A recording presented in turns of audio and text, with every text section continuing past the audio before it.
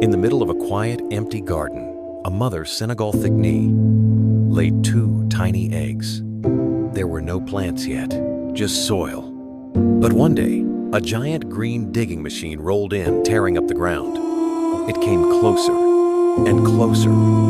She was scared, but she couldn't leave her eggs. So she did the only thing she could. She stood her ground, wings out, heart pounding, and somehow the driver saw her and stopped. Even the smallest mother can stop something big.